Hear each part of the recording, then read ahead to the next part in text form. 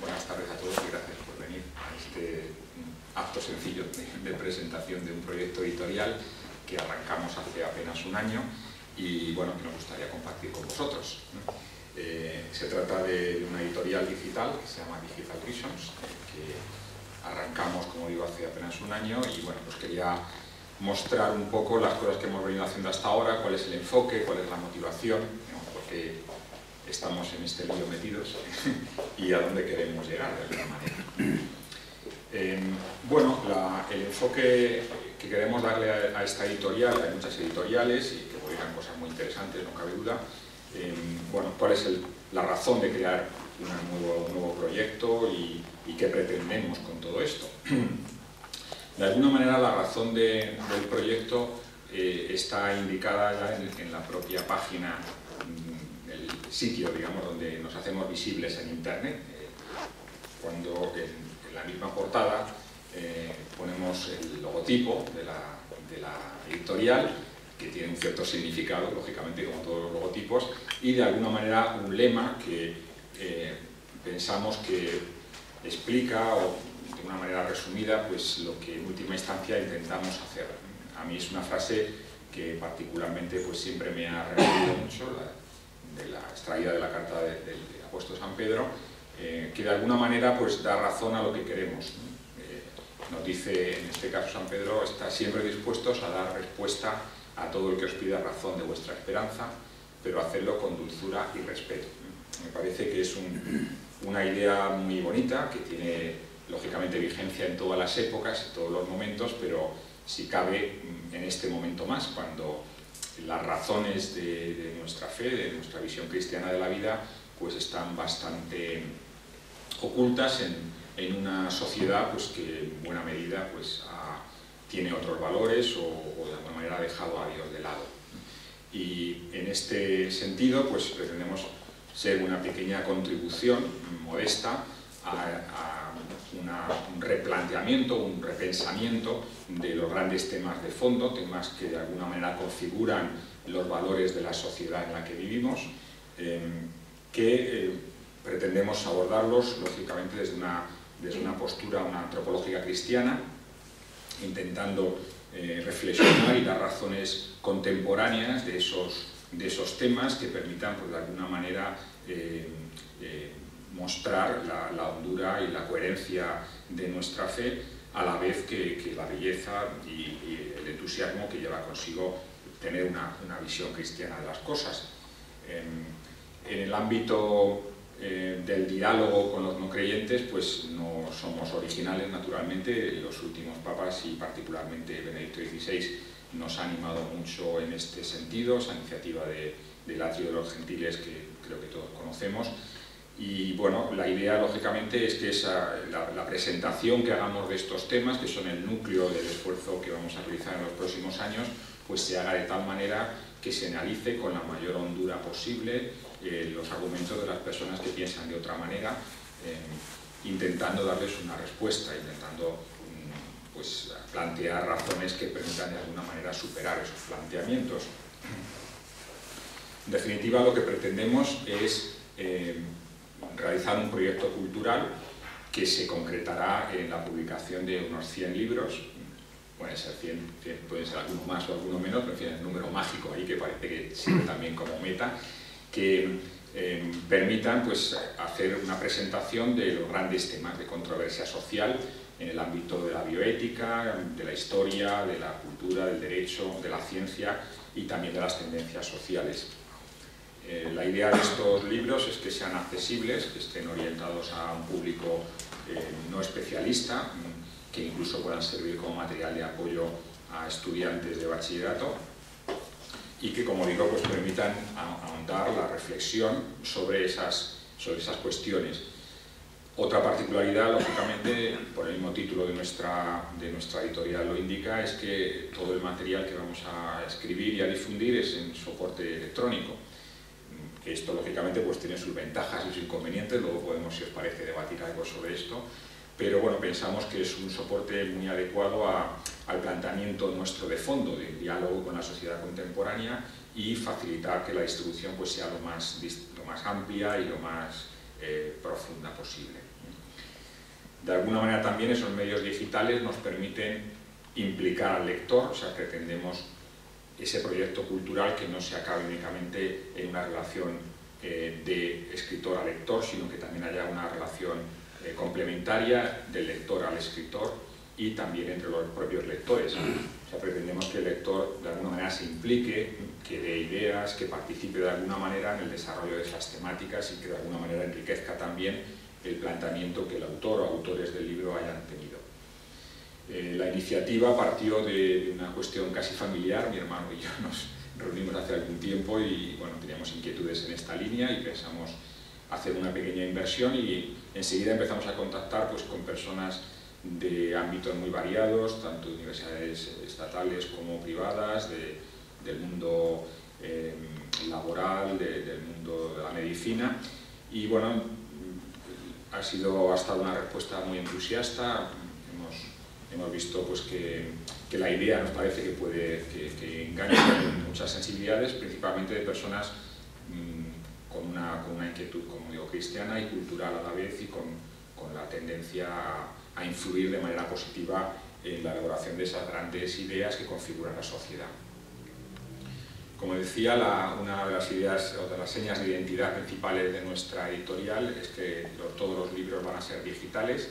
Ya sé que hay muchas personas que tienen ciertas reticencias sobre el libro digital, que todavía dicen que les encanta oler el papel, cosa que, bien, me imagino que en el siglo XV había mucha gente que todavía prefería leer el pergamino, pero bueno, llegó un momento en que se impuso el papel y bueno, eso tuvo la ventaja de que se podían imprimir muchos más libros en papel que en pergamino, se podía automatizar el proceso.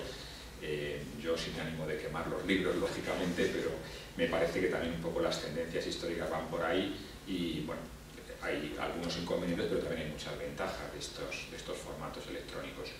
Cada vez hay más instrumentos que permiten leer estos formatos, desde ordenadores personales hasta teléfonos móviles, y bueno, me parece que el futuro pues, va a ir un poco por esa línea. Las ventajas del formato digital es que permite incluir elementos un poco más ricos que lo que tenemos habitualmente en papel. Nosotros vamos a pedir a los autores que escriban para un formato digital, o sea, que aprovechen en la medida que puedan estos recursos digitales. No se trata de libros en papel que luego se venden digitalmente, sino de libros que se han escrito para el mundo digital. En ese sentido, pues incluir vídeos, enlaces, imágenes, animaciones, pues va a ser factible. Dentro del mundo de los formatos digitales, que también hay una gran variedad, hemos elegido uno que es bastante conocido, el EPUB, que es accesible por la mayor parte, la totalidad de las plataformas que leen archivos digitales, y dentro de él hemos elegido una versión de este formato que es abierta, o sea que nuestros libros no están protegidos de copia, por tanto el que compra el libro pues puede copiar párrafos y pegarlo, hacer sus propias fichas, algo que a mí personalmente me gusta y me molesta cuando compro libros digitales que no me permitan hacerlo. O sea que si yo he sido un comprador legal de un libro que no me deje interaccionar con el libro, pues me molesta, y por eso me pareció que era una idea buena dejar estos formatos abiertos. Lógicamente eso facilita la copia, pero también entendemos que el coste del libro y que intentar implicar al lector pues le da unos beneficios adicionales sobre simplemente copiarlo. Como decía antes, estos formatos se pueden leer en cualquier plataforma, que aparecen algunas de ellas: ordenador personal, una tableta, un teléfono móvil o un lector de libros, un ebook. Y como digo, bueno, pues con ventajas e inconvenientes, pero en todo se pueden leer con razonable facilidad. Los precios van a ser reducidos, 5 euros de momento. Esperemos que va a depender un poco si conseguimos pagar la cena, el aperitivo de después o no, pero en fin, no, bromas aparte.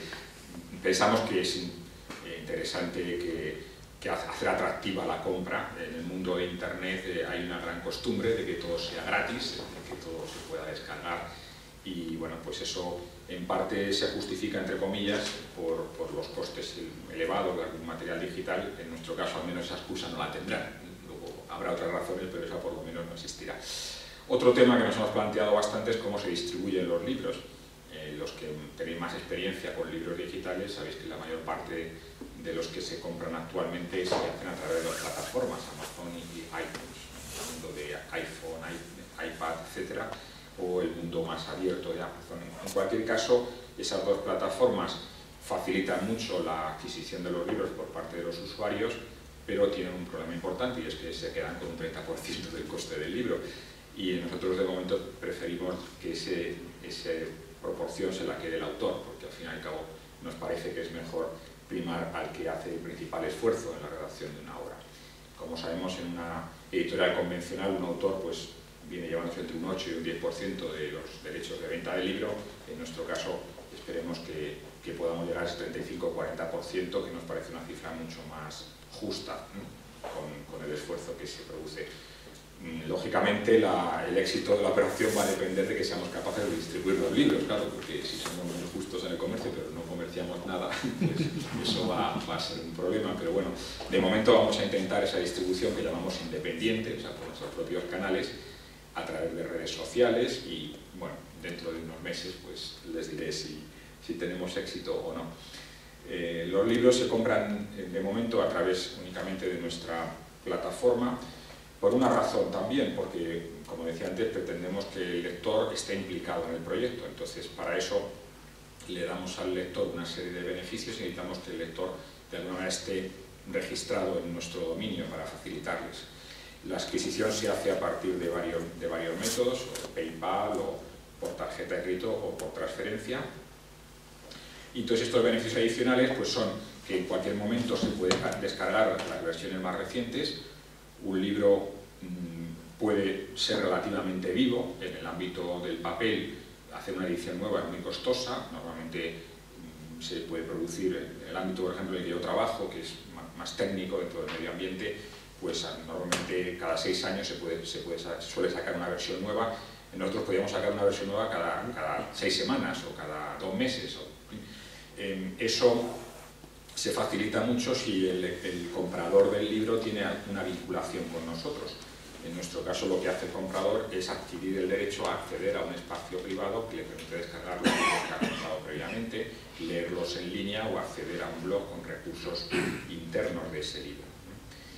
Eso es un intento tímido, pero bueno, espero que se pueda ir mejorando en el futuro, de que haya una interacción. Esto es un asunto que en Internet es muy vivo, todo el tema de las wikis, del conocimiento compartido, de la interacción entre la gente.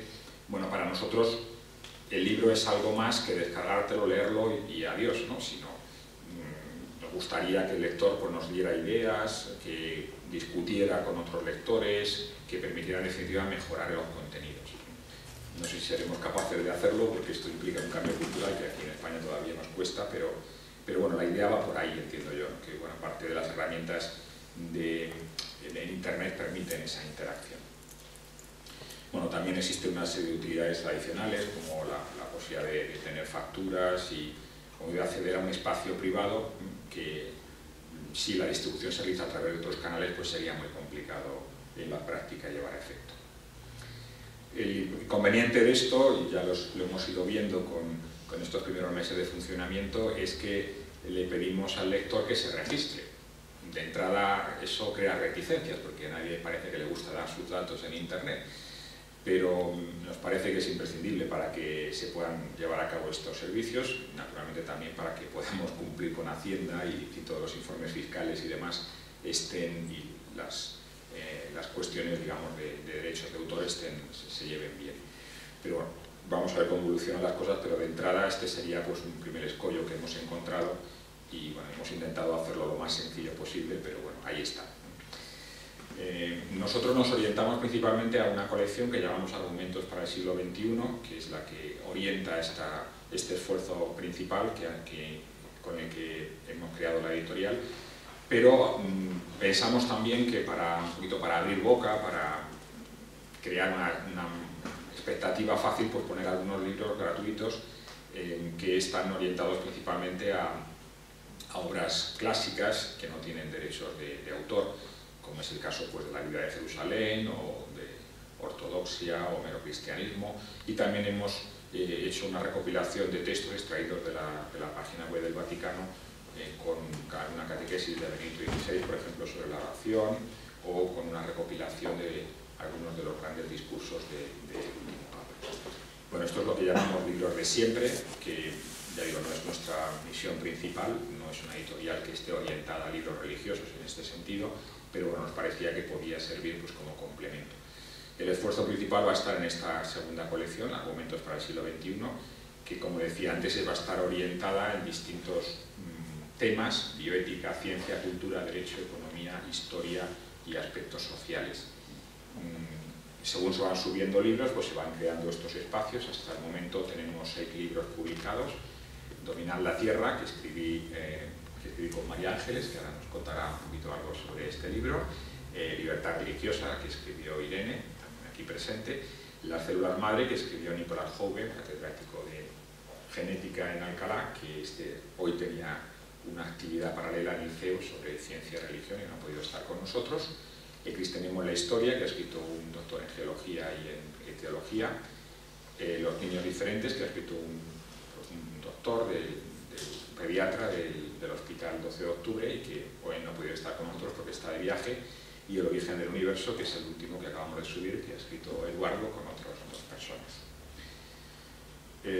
Tenemos bastantes cosas en marcha, en distintos estados de madurez, digámoslo así, algunos casi listos, otros que todavía van a llevarse casi un año de elaboración. Seguramente los más inmediatos van a ser uno sobre evolucionismo, que está casi listo, otro sobre relativismo, sobre judaísmo y sobre ideología de género.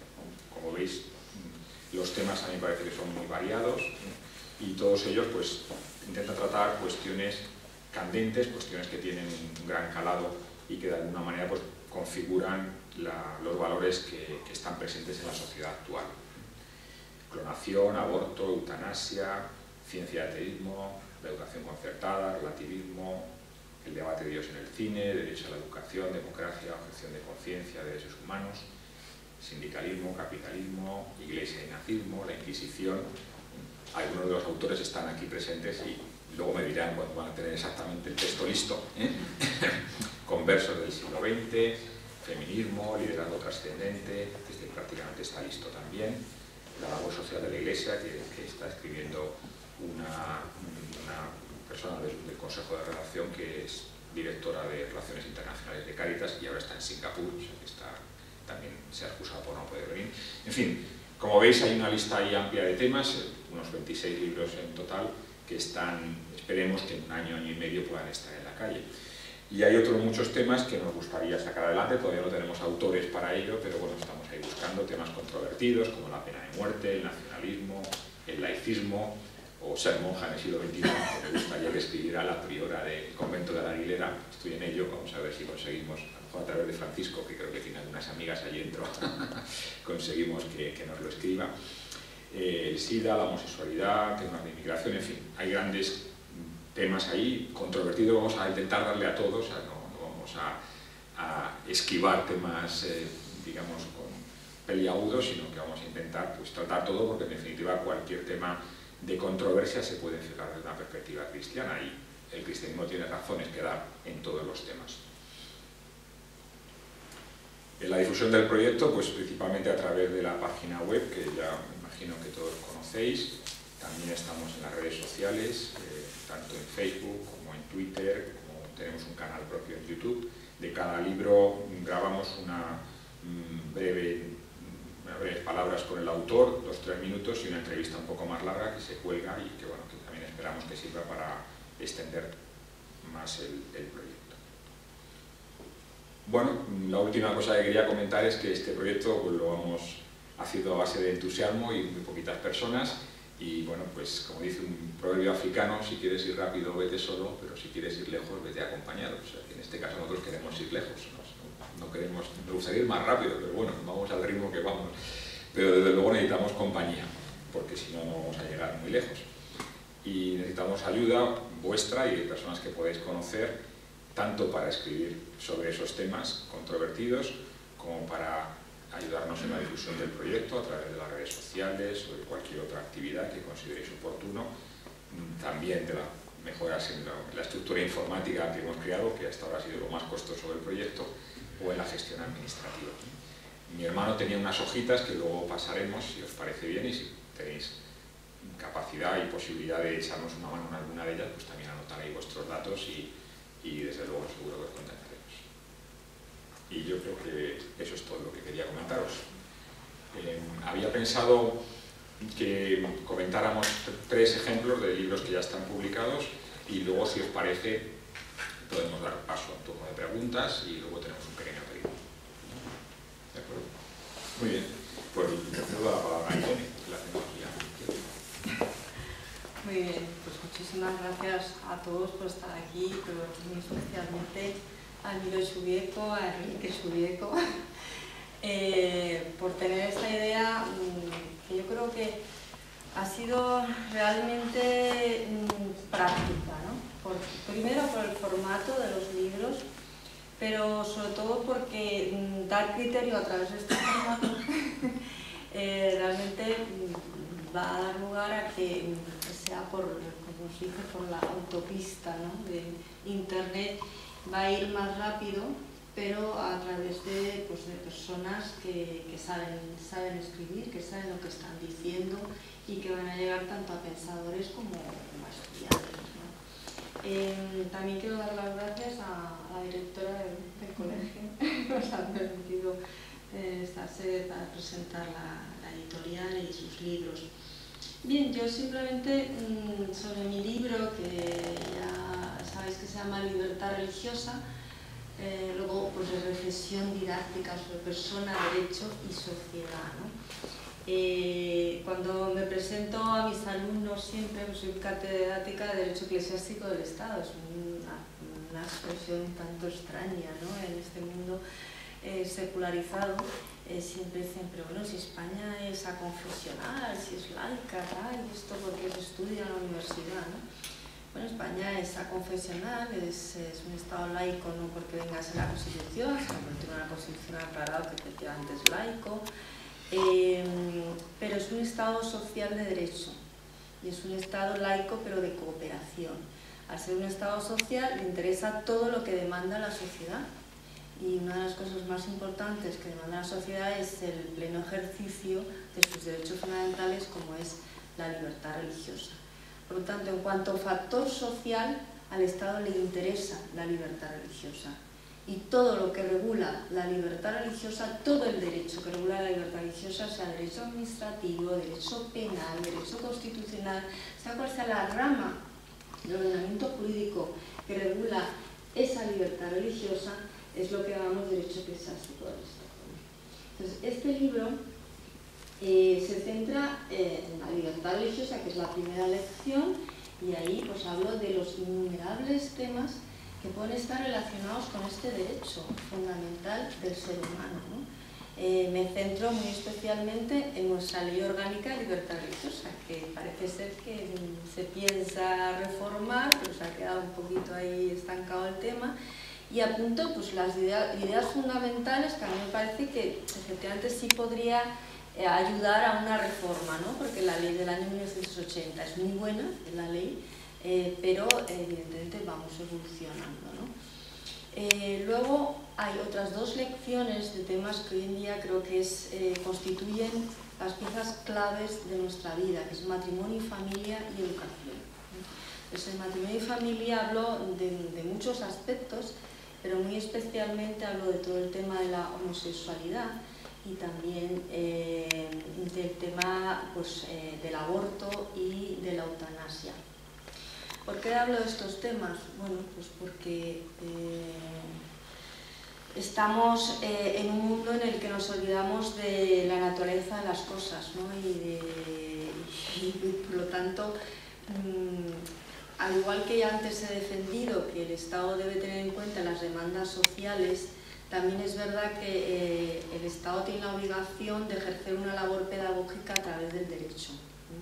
Es Estado social de derecho. Entonces, en esa labor pedagógica no se puede atender a todas las demandas sociales sin límite, es decir, no se puede otorgar las más altas cotas de libertad al ser humano. Hay que pensar en aquello que le hace daño a la persona o le hace daño, por lo tanto, a la sociedad, ¿no? Y llamar el matrimonio a determinadas relaciones, evidentemente, hace daño a la persona y a la sociedad. En cuanto al tema de aborto y eutanasia, pues son muy múltiples los aspectos que estudio, pero evidentemente la vida humana comienza con la fecundación, ¿no? Por lo tanto, y luego estos dos periodos, es decir, el comienzo de la vida, esos primeros 9 meses que estamos en el seno de nuestra madre, y ese final de la vida en el que ya somos ancianos, somos dependientes. Y al ser dependientes es cuando más tutela jurídica necesitamos, y sin embargo es cuando resulta mucho más fácil suprimir nuestra vida. Estamos absolutamente desprotegidos, ¿no? En esos dos estadios, al inicio y al final, ¿no? Y bueno, todo esto se va engarzando, etc.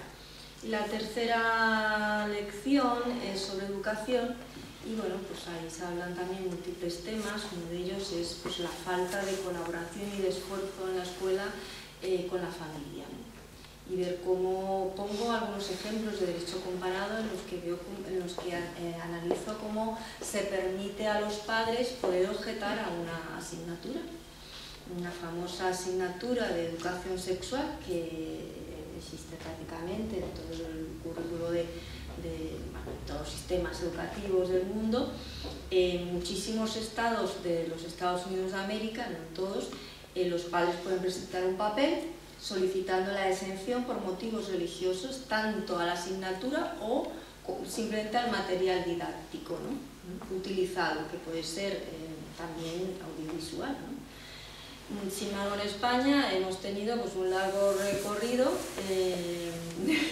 una especie de vía crucis de primer autonómico, en el que los tribunales superiores de justicia, unos decían que se había hecho la objeción de conciencia y otros no, y al final ha sido ya la constitución definitiva del Tribunal Supremo diciendo pues no, los padres no tienen derecho a la objeción de conciencia de una asignatura, ¿no? Salvo que se demuestre el adoctrinamiento, y eso ya estaba demostrado. En Cataluña había inspectores que tenían que constatar que los alumnos no solo habían aprendido cuestiones de ideología de género, sino que lo reconocían, lo aceptaban y lo asumían, ¿eh? Por lo tanto, eso ya estaba demostrado, y sin embargo, pues no se permite. Entonces, algunos conflictos que tenemos en España han sido resueltos ya en otros países, como propiamente los Estados Unidos de América, ya en el año 1925. Y sin embargo, nosotros seguimos estancados, como si acabase de morir Franco, ¿no? Es decir, es una especie de lucha contra Franco, ¿no? Y contra, pues, no sé, sí, yo creo que es algo que se tiene un interés muy particular en mantener y efectivamente no nos permite avanzar, ¿no? Como decía un autor muy conocido dentro de mi mundo, el hecho eclesiástico del Estado, Pedro Lombardía, hubo una gran preocupación en la Constitución por destacar que España era un Estado aconfesional y una preocupación muy leve por fundamentar correctamente la libertad religiosa, ¿no? Y eso es lo que nos está haciendo perder el tiempo, ¿no? Bien, como he dicho anteriormente, estos libros están destinados a cualquier persona, pero sobre todo también a pensadores, a profesores de universidad, etc. Pero en mi caso también a alumnos. Es decir, cada lección contiene una serie de prácticas. ¿Por qué? No solo porque yo esté metida, como todos, en este plan Bolonia, que nos obliga al tema de las prácticas, sino también porque creo que las prácticas nos hacen ver que todo esto no son meras palabras. Es lo primero que yo hago cuando empiezo la primera semana de clase es, bueno, las primeras son teóricas, pues cuando empieza la primera clase práctica es llevarles noticias de prensa, tanto de prensa nacional como de prensa internacional, de todo tipo, y se dan cuenta de que los temas de mi asignatura salen todos los días, en todos los medios de prensa y en todos los países del mundo, ¿no? Y eso ya les sirve de práctica. Entonces se dan cuenta de que esto son temas muy importantes que afectan al ser humano de un modo vital, ¿eh? Y que hay que reflexionar sobre ello. En este caso ponemos reflexión didáctica, pero bueno, es una reflexión mucho más integral, ¿no? Y bueno, simplemente esto es lo único que os voy a decir sobre mi libro, pero vamos, por por lo que he visto de otros libros, sobre todo el que han escrito Emilio Chubieco y la editora de este estupendo colegio, la verdad es que son libros bellísimos, o sea, de temas que uno no es especialista, porque yo no tengo ni idea de las cosas sobre las que investiga Emilio Chubieco, pero que te fascinan y que te hacen disfrutar muchísimo de ellas, ¿no? Yo estuve en la entrevista, estuvimos en esta entrevista que se hace sobre los libros, estuvimos juntos con el libro que han escrito ellos y el mío, y la verdad es que daba gusto oír hablar de estas cosas, sobre todo a ella, que deja unas cosas bellísimas, ¿no? De algunas frases que han quedado, yo creo que han quedado para la posteridad y que seguro que va a recordar Emilio o ella misma, ¿no? Y nada, bueno, pues muchísimas gracias a todos. Muy bien. Eduardo, ¿quieres comentarnos algo sobre el origen del universo? El origen del universo. No te remontes muy al origen. No. Tenemos 10 minutos más o menos. La verdad es que tratar de hablar sobre el origen del universo, o astronomía o cosmología, pues hay miles de libros escritos ya. Entonces, cuando Emilio me planteó esta cuestión, pues dije, bueno, ¿qué puede aportar este libro que no tengan los demás? Y la verdad es que no es fácil, porque, ya digo, los libros son muy abundantes y también en papel, sobre todo si llevan fotografías en color, pues son mucho más atractivos. Pero el enfoque del libro lo que trata de mostrar es cómo el ser humano ha tratado de fascinarse ante el cielo nocturno y tratar de ver qué había más lejos de lo que la vista alcanzaba. Entonces, esa visión, lo que hemos procurado los autores que hemos escrito el libro es buscar una visión histórica que a veces falta en muchos textos, ¿no? O sea, que juzgamos con los conocimientos y la mentalidad actual cosas del pasado, ¿no? Entonces te encuentras frases como por fin nos deshicimos de las órbitas circulares de la Edad Media y bueno, pues huir justamente de todo ese tipo de comentario anacrónico que hace perder de vista cómo la ciencia pues va avanzando a pequeños pasos y también con saltos, ¿no? Como decía Thomas Kuhn. Pero es muy interesante ver cómo pensaban los antiguos griegos, Aristóteles y Platón especialmente, pues para ver el modo que tenían ellos de razonar y cómo pues esas ideas van evolucionando y va habiendo personas que aportan su granito de arena y hacen que bueno, cambie a veces poco, como decía al principio, o a veces se peguen saltos enormes, ¿no? Este libro, la verdad es que es un poco antiguo, porque fue escrito por un amigo de los dos que hemos ahora reformado el libro tal como ha quedado ahora, y es de Juan Andrés San León, que murió en 1992 y lo tenía escrito pues a punto de publicar. Entonces hemos querido recoger ese libro, darle un enfoque quizá más actual y también rectificar algunas cosas. Tenía 3 partes. Una de ellas que era muy técnica, que es hablar pues, del nacimiento de las estrellas, los tipos de estrellas, agujeros negros, que quizá es muy técnico y que para el público al cual va dirigido pues quizá sobraba, ¿no? Y nos hemos centrado más en las otras 2 partes, que es la concepción del universo de la antigüedad, Edad Media hasta el Renacimiento, y luego la idea actual, ¿no? Pues toda la cosmología moderna. Ahí pues queremos enriquecer el libro, además de los dibujos que tiene actualmente, que estaban hechos por el primer autor, pues queremos enriquecerlo con vídeos sobre talleres que hablan sobre la expansión del universo, o cómo no hay un centro en el universo, cómo es la expansión del universo, y luego también entrevistas que se han hecho a profesores o autores de libros famosos, pues donde se ve también la compatibilidad entre la ciencia y la fe, ¿no? Que es muy interesante pues porque muchas veces se piensa que la ciencia y la religión pues son antagónicos y que no hay forma de unirlos por ningún sitio, ¿no? Cuando uno descubre, por ejemplo, que el primer promotor de la expansión del universo y del Big Bang pues era un sacerdote católico llamado Georges Lemaitre, del que soy autor también de una biografía. Y eso hace darse cuenta pues, que se puede ir de la mano perfectamente el tema científico y el tema religioso. Y luego también cómo no tiene que haber pues una conjunción que mezcle todo y que haga que la ciencia y la religión no se distingan, ¿no? O sea, ese es el otro extremo que hay que procurar evitar. Y bueno, yo tengo mucha ilusión en que la interacción con los lectores sea grande, porque noticias sobre cosmología pues las hay con mucha frecuencia. Muchas veces la prensa sensacionalista pues lo que hace es exagerar o desvirtuar un poco la noticia base, ¿no?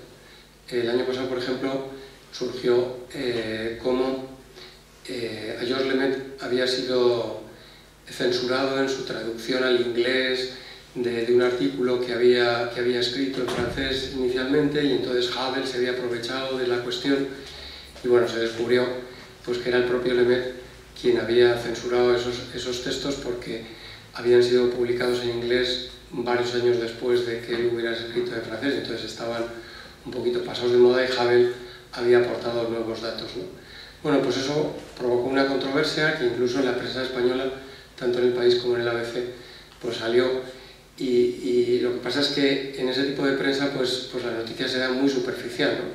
Entonces ahondar en esa noticia pues es muy interesante. Vamos, lo digo porque a mí me pilló en Cambridge con motivo de un congreso sobre Georges Lemaitre, y el que provocó la noticia fue David Block, que es un profesor universitario de Sudáfrica, y es el que luego pues provocó esa noticia que se escribió en Nature, ¿no? Bueno, pues el ahondar en esas cosas a mí me parece que es interesante y puede hacer pues que uno le pique la curiosidad y vaya un poco al fondo de por dónde van los tiros, ¿no? Y nada más. Muy bien, muchas gracias. María Ángeles, la anfitriona cierra. Bueno, anfitriona de vuestra casa, sobre todo porque también es una casa que quiere también exponer o ser en el público pues todas las razones, ¿no? O sea, es parte de la universidad y la universidad tiene que ser también una guía para todo, ¿no? Bueno, pues Emilio, no sé si tuvo la feliz idea, pero vamos, a mí me ha gustado mucho que me propusiera hacer un libro muy divulgativo y sencillo sobre un tema que a los dos nos apasiona, que es el por qué conservar la naturaleza. Y en realidad, pues claro, por supuesto, porque habría que poner también de esta forma al público una guía, que es lo que queríamos nosotros o pretendíamos con este libro, una guía introductoria para aquellos que quisieran saber un poco lo que se habla en el debate ambiental, ¿no? Y hablo de debate ambiental porque en esta sociedad, en este momento que nos toca vivir, ¿por qué conservar o no la naturaleza está dentro de las preguntas de la sociedad? A lo mejor en la prehistoria pues estarían preguntando cómo salir de la caverna, ¿no? Pero ahora nosotros nos planteamos, y está en la pregunta de todos, si hay cambio climático o no, o si este verano nos vamos a quedar sin verano porque lo dicen los científicos, o oímos que los políticos se plantean que hay que cambiar su política energética porque no es sostenible, o a lo mejor estamos bombardeados en la 2 pues, con unos documentales que nos fascinan con una naturaleza sorprendente, y a veces nos preguntamos qué semejantes son estos animales que se parecen tanto a nosotros y por qué no llamarles hermanos, ¿no? Entonces todo esto está en la calle también, como nos están diciendo. O sea, es bonito porque esta colección realmente responde a lo que vemos y, ¿no?, a lo que se está presente, y hace un recorrido histórico de cuándo se empezó a hablar de estos temas más concretamente, y todo lo que son todas las ideas que están pues, en lo que se llama el ecologismo, que son una variedad de iniciativas muy heterogéneas y variadas de movimientos sociales que están queriendo proponer por qué conservar la naturaleza. Si nos paramos a pensar cualquier problema ambiental o cualquier problema que nosotros podamos tener, que por ejemplo queremos consumir, tener un nivel de vida grande, una calidad de vida pues, que deseamos, pues siempre dependemos de la naturaleza, queramos o no. El hecho de construir un vertedero, porque hemos consumido mucho y queremos deshacernos de cosas, pues es un problema, ¿no?, la acumulación de residuos, y la ciencia me dice, pues haz un vertedero y ya está. Pero claro, luego tenemos que llevarnos a ver si eso es económicamente o no viable. Entonces ya está la escena económica metida y decimos, ¿dónde podemos poner ese vertedero? Y decimos, por supuesto, no en mi jardín, vayamos a ponerlo no en Madrid o en las zonas con más riqueza, sino vayamos a ponerlo pues, en Ávila, que a lo mejor ahí no se protesta, y es pues una decisión política, ¿no? Si es justo o no es justo, o si es correcto o no es correcto, ya está metida en esa decisión, ¿no? Entonces, cualquier cosa pequeña de una cuestión ambiental tiene en sí unas dimensiones éticas, políticas, sociales. Y el libro, en realidad la pregunta que tiene de fondo es ¿por qué conservar la naturaleza? Y si tiene que ver algo con nosotros o no. Y entonces apuntamos pues, a todas las discusiones éticas de la ética ambiental, de todas las visiones, y el libro, como tiene por título lo de dominar la tierra, también surge en este mismo momento social en el que se apunta y se señala a la Iglesia Católica, o por lo menos a la tradición judeocristiana, con la frase de la Biblia de dominar la tierra, y se plantea a ver qué dicen todas las religiones acerca de cuál sería la correcta relación entre hombre y naturaleza. Y no sé si Emilio quiere aportar más. Muy bien, yo he hablado bastante. Muy bien, pues este es un poco un resumen de algunos de los libros que tenemos publicado y que creo que orientan por dónde queremos ir en el futuro. Pero bueno, antes de cerrar el acto me gustaría escucharos. Sugerencias, preguntas, inquietudes, cualquier cosa que os apetezca decir. ¿Alguien se anima? Jorge. Muy buenas. Nada, simplemente desearos muchísima suerte con esta editorial, que yo que lo poco que conozco creo que tiene buenísima pinta y es muy, vamos, yo creo que dentro de unos meses o años, pues lo que ahora parece una cosa demasiado aventurada, ¿no? De empezar una editorial digital, pues será lo más normal y seguro que tiene que habrá muchas otras, ¿no? Mi duda o la pregunta es sobre si habíais pensado, o sea, la difusión de la editorial, si tenéis claro cómo lo vais a hacer, a través de qué medios. Bueno, ahí están las redes sociales, pero bueno, creo que también hay tanta variedad y en fin, el mercado está tan copado que no sé si habéis pensado bien la difusión de no solo de los libros, sino conocer Digital Reasons, como, bueno, si hay algunos cauces ya pensados. Bueno, un poco en esta línea. Bueno, claramente tú eres uno de los elementos que justifican esta frase. Necesitamos compañía.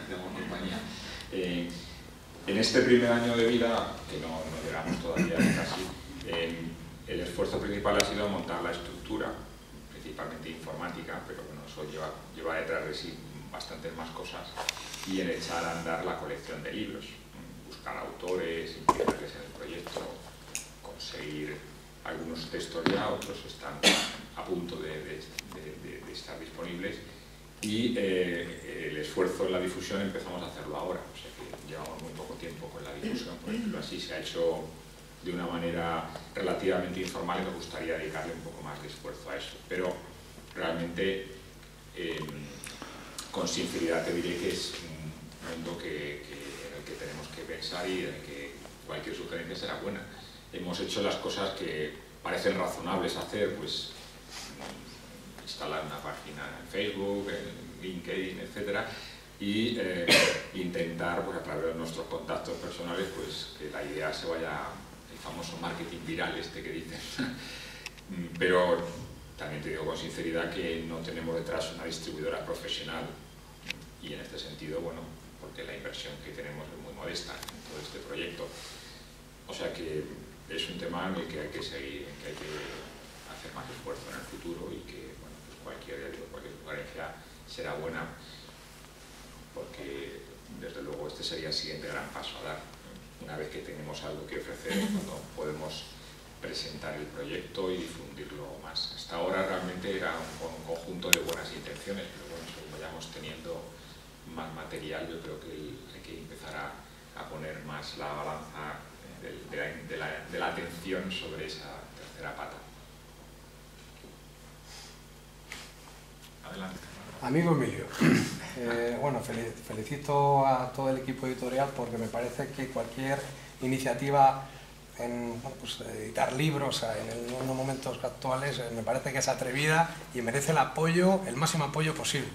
En cualquier caso, se me está ocurriendo la pregunta de si habéis pensado editar los libros en inglés para darle mayor potencialidad y difusión, porque estos son temas que obviamente exceden de nuestras fronteras y pueden ser de interés para un público anglosajón que es millonario también, o sea que es que puede leer los libros y esos temas le pueden interesar. Sí, sí.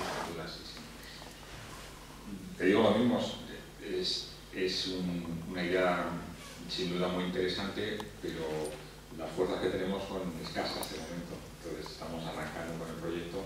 Yo creo que el mundo cultural hispano es muy importante, hay mucho más material en inglés que en español, a mi modo de ver, y yo creo que es un mundo que está bien que tengamos como prioritario, pero en el futuro, pues ¿por qué no? Por supuesto.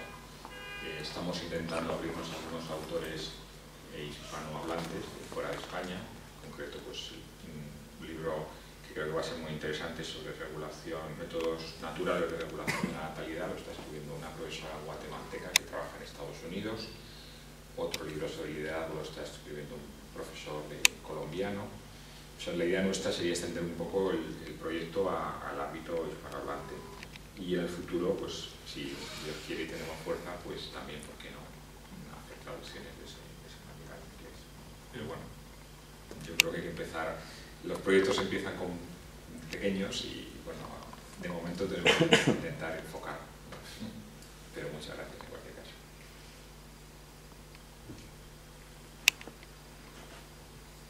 Más cosas, sugerencias, comentarios.